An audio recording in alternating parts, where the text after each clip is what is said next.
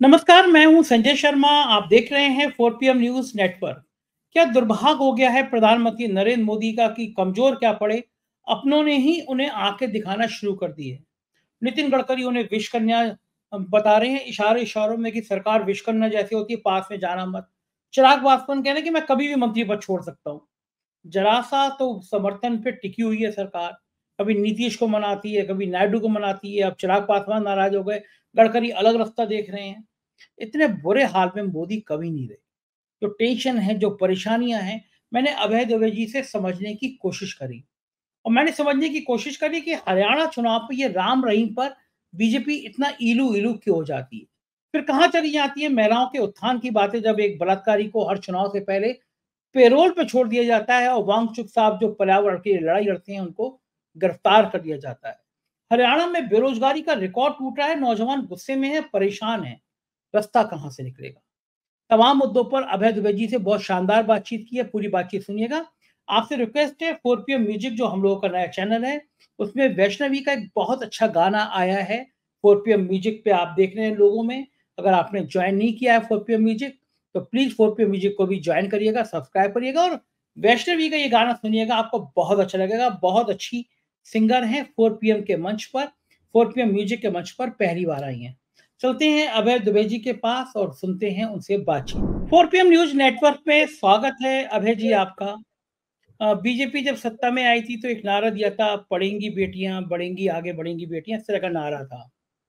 महिलाओं के उत्थान की बहुत बड़ी बड़ी बातें की गई थी। लेकिन जो राम रहीम है, रेप के मामले में सजा, और जाने किन किन दुष्कर्मों के उनके ऊपर आरोप, उन राम रहीम को हर बार की तरह चुनाव से पहले पैरोल मिल जाती है। उमर खालिद 4 साल से बंद है सुप्रीम कोर्ट में, जब डेट लगती है डेट टल जाती है। इतना प्यार, इतना मेहरबानी राम रहीम पे कि जो जेल सुपरिटेंडेंट उसको सुविधाएं देता था, उसको बीजेपी ने नौकरी छुड़वा के टिकट दे दिया दादरी से सागवान को। और एक पर्यावरण को बचाने के लिए लद्दाख से वांगचुक साहब अपनी जान जोखिम पे डाल के जिन्होंने मूवमेंट किया, उनको गिरफ्तार कर दिया जाता है। मतलब उनको नई दिल्ली में घुसने देंगे। किसान अपनी बात कहने आएगा तो उस पे गोलियां चलवा देंगे, लाठीचार्ज करा देंगे, पानी की गोली छुड़वा देंगे। किसान नहीं आ सकता दिल्ली में। पार्लियामेंट के अंदर अपराधियों का ग्राफ बढ़ता चला जा रहा है। हमारे सांसदों के ऊपर गंभीर गंभीर अपराध के मुकदमे बढ़ते चले जा रहे हैं। वो दिल्ली आ सकते हैं, किसान नहीं आ सकते, वांगचुक साहब नहीं आ सकते। राम रहीम साहब का स्वागत है। ये कौन सी राजनीति भाजपा इस देश में बनाना चाहती है? मैं भी आश्चर्यचकित हूं संजय जी। अटल बिहारी वाजपेयी की भाजपा तो ऐसी नहीं थी।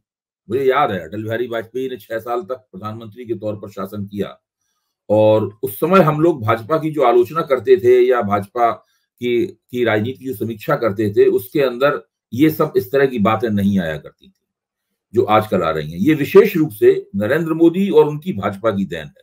उस भाजपा की देन है जिसे नरेंद्र मोदी के शिकंजे से राष्ट्रीय स्वयंसेवक संघ छुड़ाना चाहता है। देखिए, आप सोनम वांगचुक को देखिए। सोनम वांगचुक की बड़ी शख्सियत जो है ना, बड़ी इंस्पायरिंग, बड़ी प्रेरक शख्सियत है उनकी।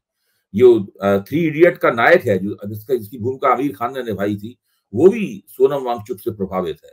पर्यावरण के लिए संघर्ष करते हैं सोनम वांगचुक। अपने जो फौज के जवान होते हैं, फौज के जवानों के लिए काम करते हैं। और उनकी एक और खास बात है कि वो लद्दाख को राज्य का दर्जा, विशेष राज्य का दर्जा दिलाने के लिए संघर्ष कर रहे हैं। लंबे अरसे से वो आंदोलन कर रहे हैं और दरअसल उनका ये आंदोलन ही है सोनम वांगचुक का, जिसने भारतीय जनता पार्टी के हाथ से लद्दाख की सीट छीनी।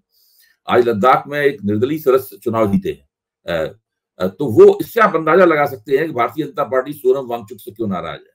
लेकिन फिर भी ये सवाल तो पूछा जाना चाहिए कि भाई, सोनम वांगचुक मार्च करते हुए 150 लोग दिल्ली आ रहे थे। 2 अक्टूबर के दिन वो गांधी जी की समाधि पे राजघाट जाते और वहां जाकर कुछ प्रार्थना आराधना करते, मत्था टेकते, अपना संकल्प करते, जो है अपनी मांग करते। इसमें किसी को क्या आपत्ति होनी चाहिए थी? बिल्कुल उनका सारा का सारा काम बिल्कुल शांतिपूर्ण था। क्या वो हथियार लेके आ रहे थे? क्या वो लोग आतंकवादी थे? उनको क्यों दिल्ली की सीमा पर पकड़कर ले जाया गया?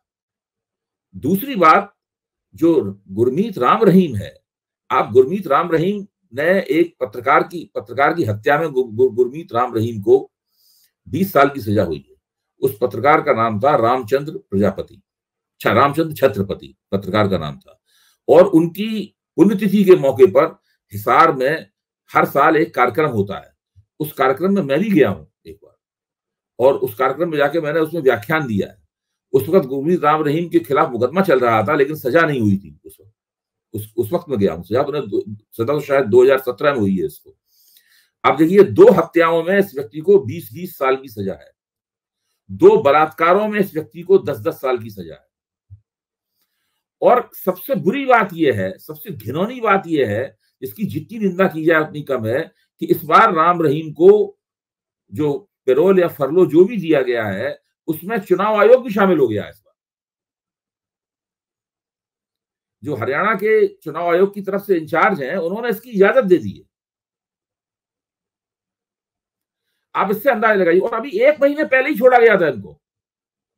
1 महीने पहले ये 20 दिन की, अगस्त के महीने में ये 20 दिन की फरलो पे छोड़े गए थे।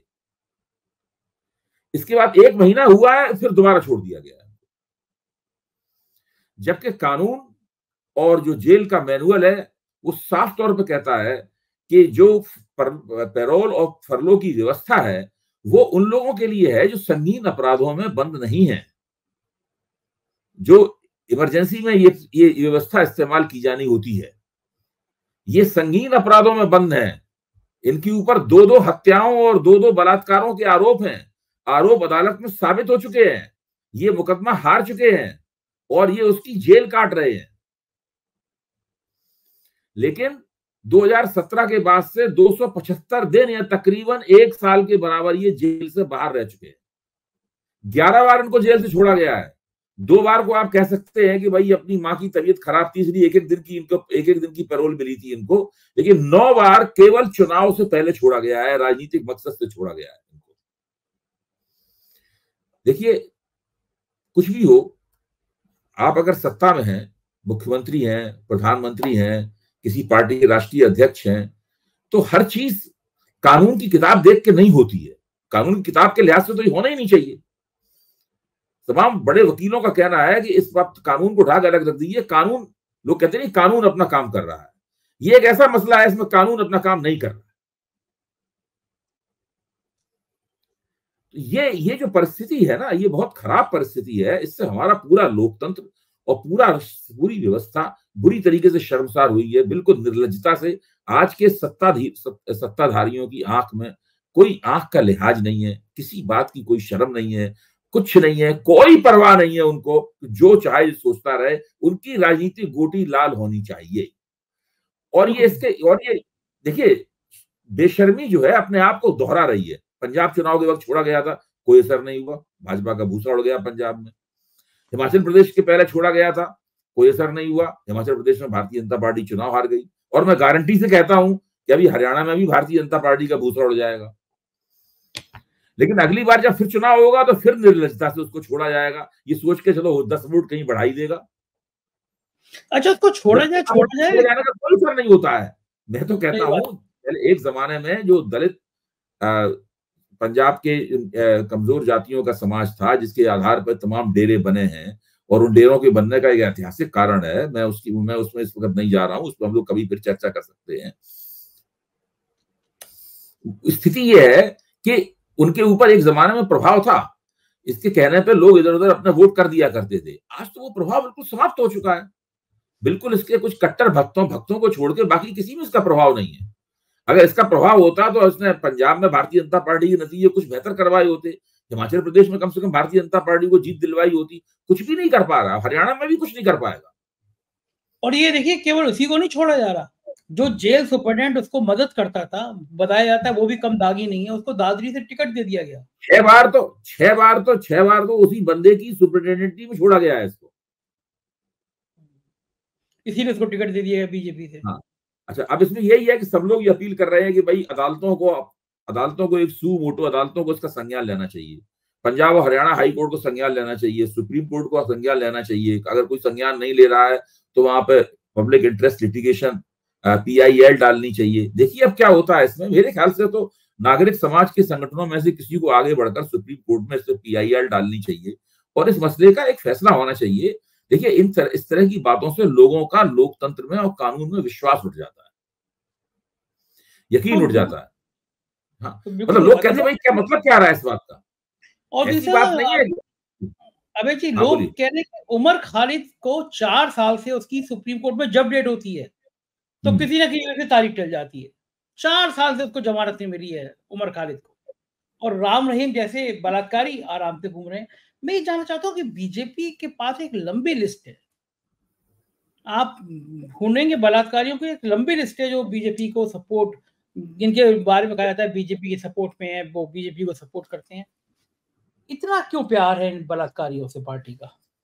नहीं, मैं भी नहीं समझ पाता हूँ। देखिए भारतीय जनता पार्टी के बहुत सारे समर्थक पत्रकार भी इस बात को लेके बड़े ही विचलित हैं।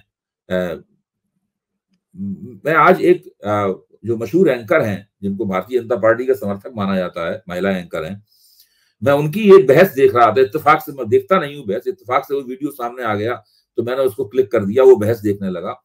वो बुलडोजर के सवाल के ऊपर बहस थी, तो उसमें वो खुद भी नहीं, बार बार इस बात कह रही थी कि भाई आप कानून क्यों तोड़ रहे हैं, आप बुलडोजर का क्यों इस्तेमाल कर रहे हैं, कुछ तो उसका जवाब दीजिए, कोई तो कारण बताइए।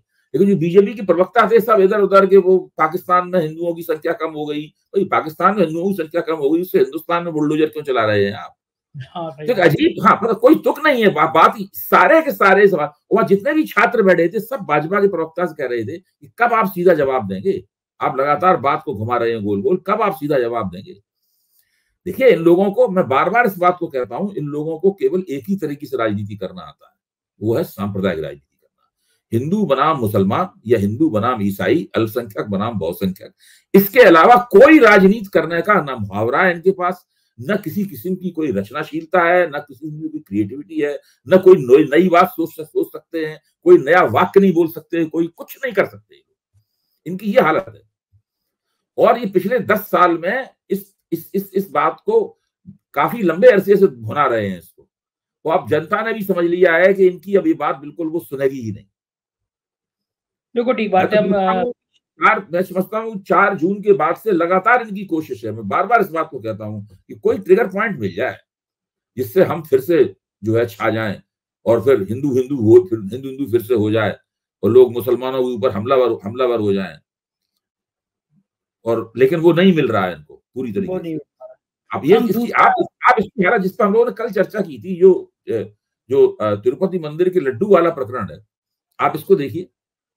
मतलब तेलुगु देशम और बीजेपी दोनों को शर्म से डूब जाना चाहिए, ये हालत है। तो सुप्रीम कोर्ट साफ कह रहा है कि आप सांप्रदायिक फायदा उठाने के लिए इस तरह की हरकतें कर रहे हैं, राजनीति से भगवान को दूर रखें, सुप्रीम कोर्ट ने कहा है ये। हाँ बिल्कुल साफ कह रहे हैं। इस विषय से दूसरे विषय पर चलते हैं, हरियाणा के चुनाव। हमारे रिपोर्टर क्षितिज कांत वो घूम रहे हैं, बात कर रहे हैं।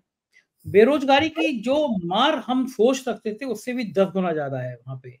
ये रिएक्शन है। भास्कर ने खबर छापी, उसने लिखा है, एक पोस्ट निकली, सफाई कर्मचारी संविदा पर, टेम्परेरी ठेका पर, योग्यता 8वीं पास, एज लिमिट 18 से 42,000 रुपया, 18 से 42 साल, सैलरी 15,000 रुपये, यानी 8वीं पास चाहिए। और जो 18 से 42 साल के बीच के वो नौकरी अप्लाई कर सकते थे, 15,000। ये विज्ञापन हरियाणा कौशल रोजगार निगम का लिए निकला। 6 अगस्त को फॉर्म भरे गए थे, आखिरी तारीख 22 अगस्त थी। 3,95,000 फॉर्म आए हैं। अबे जी सोचिए आप, 8वीं पास चाहिए था, लगभग 4 लाख, और अप्लाई करने वालों में 6,000 पोस्ट ग्रेजुएट और 40,000 ग्रेजुएट थे। आप कल्पना करिए कि संविदा पे नौकरी निकल रही है तो ये आलम है। मुझे तो कभी कभी डर लगने लगता है कि देश में जो ये बेरोजगारी का जो चरम चल रहा है, चरमोत्कर्ष पे है, आदमी खाली बैठ के करेगा क्या? घर पे बीमार पड़ेगा, बच्चे बीमार हो गए, परिवार के माता पिता बीमार हो गए, लड़के के पास रोजगार नहीं है, तो क्या करेगा वो?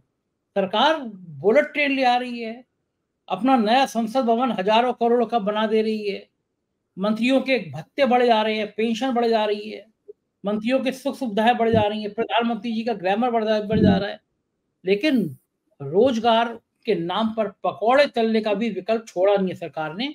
अगर यही हालत चलती रही अभय जी, तो ये देश कहाँ चला जाएगा?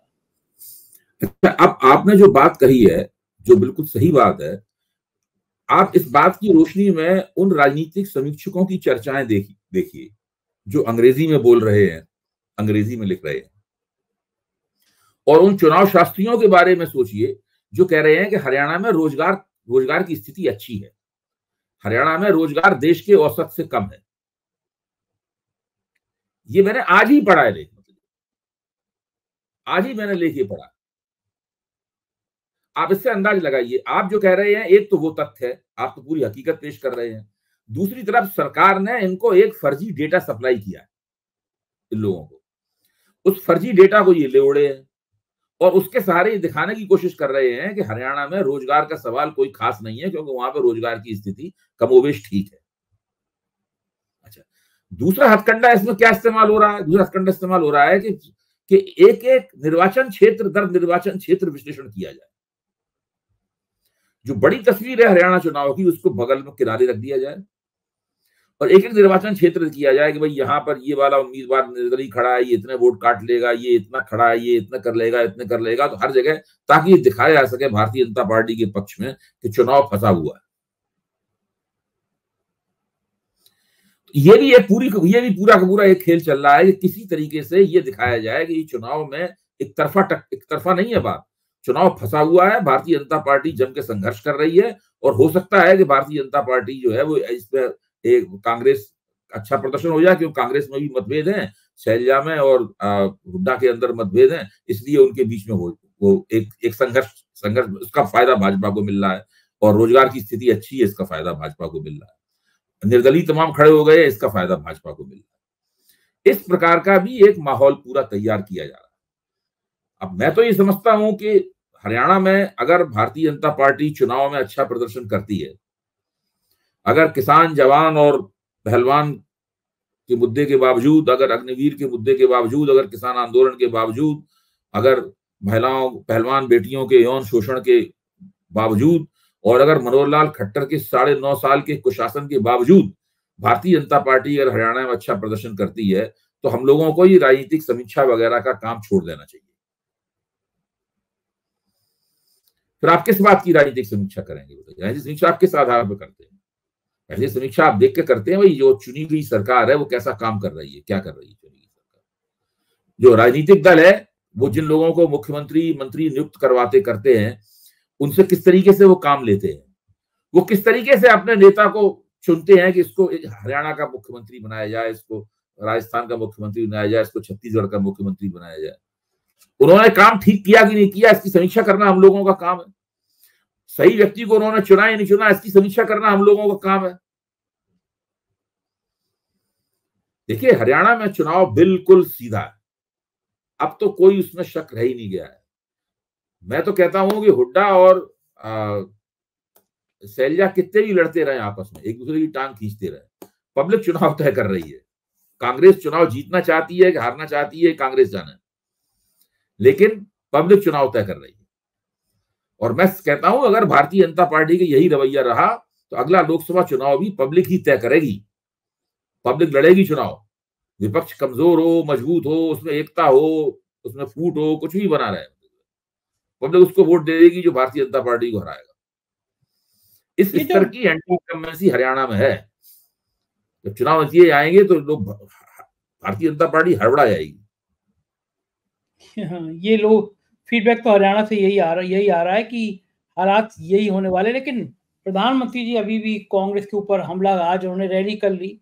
आमतौर पे जितनी रैलियां वो राज्यों में करते हैं, हरियाणा में बहुत कम देखने को मिल रहा है। हरियाणा में इतने इफेक्टिव क्यों नहीं? दूसरा बड़ा सवाल ये अभय जी, क्षितिज जो रिपोर्टर बता रहे थे कि हरियाणा में मोहनलाल खट्टर पोस्टर से गायब है। जो आदमी 9 साल से वहां मुख्यमंत्री रहा, वो पोस्टर में है ही नहीं उसका फोटो। उनको पता है कि अगर मनोहर खट्टर का नाम दिया तो भड़क जाएंगे हरियाणा के लोग। खट्टर साहब भी गायब कर दिए गए पोस्टरों से। कुछ दिनों बाद ना आप इस विरोधाभास को देखिए, खट्टर साहब पोस्टर से गायब है, वो प्रधानमंत्री की रैली के मंच पे भी नहीं होते। अब तो पहले बीच में एक जो आखिरी बार उन्होंने शायद वही दिया था जब शैलजा को उन्होंने भाजपा में आने का निमंत्रण दिया था, उसके बाद तो उन्होंने वो बयान, उसके बाद तो उनका बयान भी दिखाई देना बंद हो गया। उनको कह दिया गया है कि भाई आप चुपचाप घर पे बैठिए। लेकिन आप ये सोचिए कि जिस व्यक्ति को भाजपा को पोस्टर से गायब करना पड़ा, भाजपा के 60-70%, 60-70% टिकटों पर उसकी पसंद की छाप लगी हुई है। आप इसको सोचिए, मतलब ये कौन सी रणनीति है? अगर ऐसा ही था तो हटाया क्यों था भाई उनको?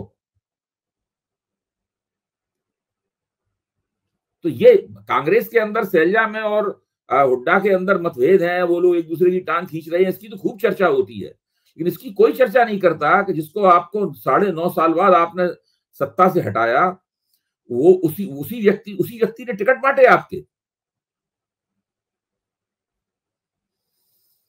देखिए भारतीय जनता पार्टी का क्या हश्र होता है हरियाणा में। बिल्कुल ठीक बात है। उधर गडकरी साहब फॉर्म में है, उनका बयान वायरल हो रहा है कि सरकार जो है वो विश करने जैसी है, दूर रही है इससे। मतलब विश करने मोदी को बता रहे हैं। ओके, गडकरी साहब ये क्यों इतने एक्शन में, इतने फॉर्म में क्यों है वो? भाई देखिए, एक तो बहुत भाजपा के किसी भी नेता में जिसके अंदर जरा भी राजनीतिक महत्वाकांक्षा है, गडकरी साहब सबसे ज्यादा काम करने वाले कर्मठ मंत्रियों में से कर्मठ मंत्रियों में से एक नहीं है, वो एकमात्र काम करने वाले कर्मठ मंत्री हैं। और उसके बाद में वो भाजपा के राष्ट्रीय अध्यक्ष भी रह चुके हैं, साफ बात बोलने के लिए जाने जाते हैं। भारतीय जनता पार्टी के अंदर लोगों में बहुत कुंठा है अंदर, और वो कुंठा खासतौर से चुनाव के वक्त निकल के आती है साधारण कार्यकर्ताओं में, जब वो लोग किसी भी प्रकार के अनुशासन, किसी भी किस्म के विचारधारात्मक दबाव, वो सब चीजों को छोड़ देते, विचारात्मक खांचे को छोड़ देते हैं, और फिर वो कहते हैं नहीं भाई हमको टिकट मिलना चाहिए, नहीं टिकट मिलेगा तो हम बगावत करेंगे। तो भारतीय जनता पार्टी इस वक्त एक दबी हुई कुंठा के दौर से गुजर रही है, किसी वक्त इस कुंठा में विस्फोट भी हो सकता है। मैं तो आपको बता रहा हूं कि हरियाणा और कश्मीर और महाराष्ट्र का चुनाव हारने के बाद में इस तरह की कुंठाओं में विस्फोट हम लोग बार बार देखेंगे। ये गडकरी जी को लग रहा है कि ये रिजल्ट जब आएंगे तो मोदी कमजोर होंगे और मौके का फायदा उठा लिया जाए।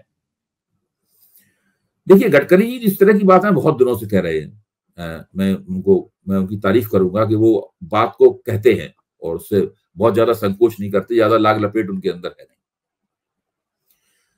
मोदी जी का, आज प्रशांत किशोर को मैं एक जगह सुन रहा था, वो भी साफ तौर पर प्रशांत किशोर कह रहे थे कि मोदी पहले के मुकाबले बहुत ही कमजोर प्रधानमंत्री हो गए हैं, भारतीय जनता पार्टी की छवि गिरी है, वो भी कमजोर हुई है, और कांग्रेस ने अच्छा किया है, राहुल गांधी ने अच्छा किया है, कांग्रेस पहले ज्यादा मजबूत हुई है, उसका नेतृत्व स्पष्ट हुआ है। ये सब बातें वो कह रहे थे, उनका अपना एक परिप्रेक्ष्य था। कह रहे थे पहले कह रहे थे 400 सीटें आ जाएंगी चुनाव से पहले। हाँ, वो सब बदल गया है मामला। हाँ, वो सब चुनाव से पहले वो सब मामला बदल गया है, अब सब लोगों को हकीकत दिख रही है।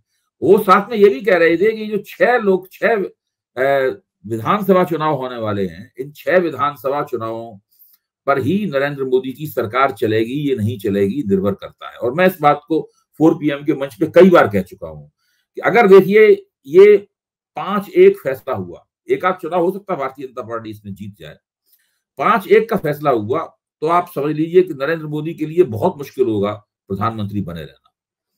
भाजपा के अंदर से, राष्ट्रीय स्वयंसेवक संघ के अंदर से बहुत ज्यादा सवाल उठेंगे। फिर लोग फिर ये चिंतन होने लगेगा कि इनको प्रधानमंत्री बनाए रखने में ज्यादा नुकसान है, घटा देने में ज्यादा नुकसान है।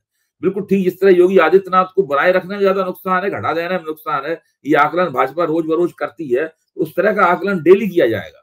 प्रधानमंत्री नरेंद्र मोदी बने रहे, नरेंद्र मोदी कितनी बड़ी लायबिलिटी बन गए पार्टी के लिए, भाजपा के लिए। कोई सोच नहीं सकता था कि ऐसा भी दिन आएंगे। बहुत तेजी के साथ ये उस मुकाम की तरफ जा रहे हैं। देखिए, मेरा जो हथकंडा, मैं तो मानता हूं कि इन्होंने जो राष्ट्रीय पूरा पटल है उसको छोड़ दिया है नरेंद्र मोदी ने, वो विदेश पर ज्यादा ध्यान दे रहे हैं। इसके पीछे एक दांव भी हो सकता है। कल भी मेरे दिमाग में बात आई थी, हम लोग बाद में भी आप भी सोचिएगा इसके ऊपर। वो दांव ये हो सकता है कि किसी तरीके से अगर रूस और यूक्रेन में युद्ध बंद होता है और उसमें मोदी जी की कोई भूमिका हो जाती है, वहां मौजूद होते हैं, इनको मध्यस्थ बना लिया जाता है, ऐसा इनके खुशफहमियां हैं इनकी, होगा नहीं कुछ भी ऐसा, मध्यस्थ बना लिया जाता है। तो अगर ऐसा हो गया तो फिर ये नोबेल पीस प्राइज, नोबेल शांति पुरस्कार पाने के हक के दावेदार हो जाएंगे। तो अभी अगर भारत की राजनीति से कोई फायदा नहीं मिल रहा है, वहां अगर उनको शाबाशियां नहीं मिल रही हैं, तो अंतर्राष्ट्रीय राजनीति में ही कोई हासिल हो जाए। इसलिए जब से तीसरी बार प्रधानमंत्री पद की शपथ ली है, अंतर्राष्ट्रीय राजनीति कर रहे हैं। सही बात है। तो इस राजनीति, देश की राजनीति से दोनों समझ लिया कि यहाँ तो कुछ मिलने वाला है नहीं। बिल्कुल ठीक बात है। आखिरी सवाल, इस कमजोर हालत में चिराग पासवान ने भी आंखें तरेना शुरू कर दी हैं। उसने कहा मैं अपने पिता की तरह कभी भी मंत्री पद छोड़ सकता हूँ। तो चिराग पासवान ने ये धमकी क्यों दे दी मोदी जी को?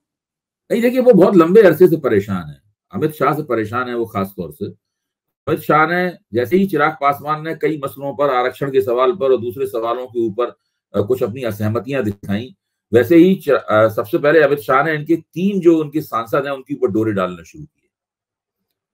और एक तरह से ये मैसेज था कि अगर आपने ज्यादा कुछ किया तो हम तीनों सांसद आपके तोड़ सकते हैं, आपके 6 में से 3 ही सांसद रह जाएंगे, आधे हम तोड़ देंगे।